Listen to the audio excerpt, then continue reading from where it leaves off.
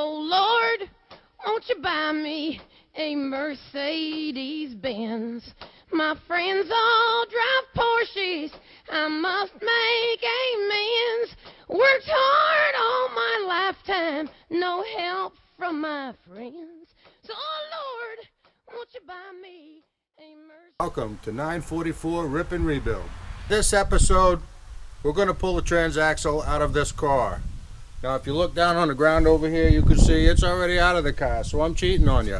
But regardless, we're going to go step by step on what's needed to pull the transaxle out of a 944.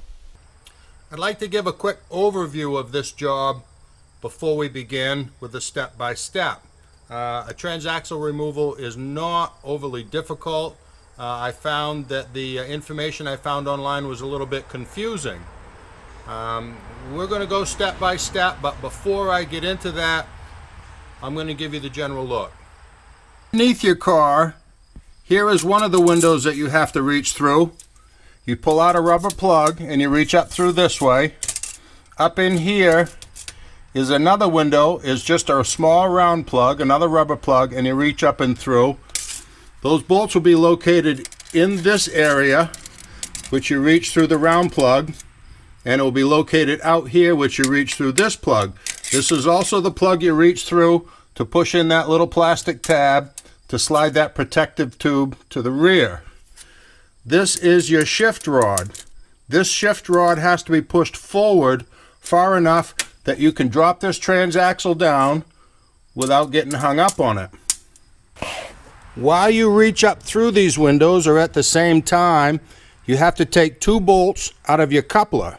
You may end up spinning this. You may need a helper to push in your clutch. You turn one of your rear wheels, you can spin this around. One bolt's this way, one bolt's that way.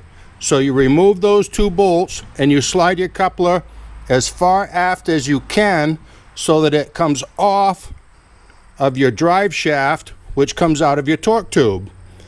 And you need to clear that so that this transaxle can drop down. You need to undo your CV joints on each side. You need to pull the wires here and pull the wires here. You need to support your transaxle. You need to pull 4 bolts, 1, 2, and 2 on the other side make 4. On the second generation car, what I call the 85-2, you pull these 2 bolts here, and this entire mount will stay in the car when the transaxle drops down. Now I'm doing a total rip out of this car, so I took my cross beam and I undid it here. I'm doing a little different, but most people just doing a transaxle will pull these bolts. On the prior car, the older cars, there's a puck on this side, a mount, and a puck on the other side, and you have to undo those 2 mounts and drop the transaxle down.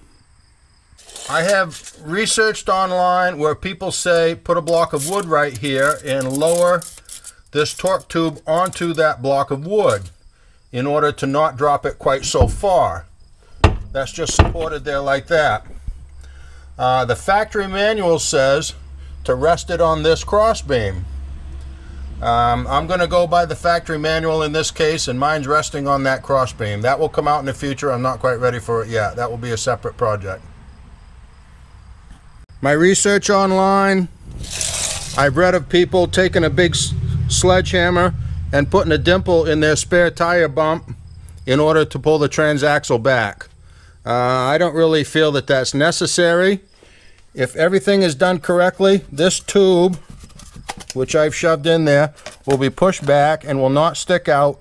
You only need to come back this far in order to clear this stub. Everything else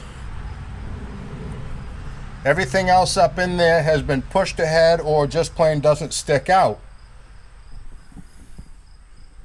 So when you've come back this far, this transaxle can go straight down and pop right out. You should be all set.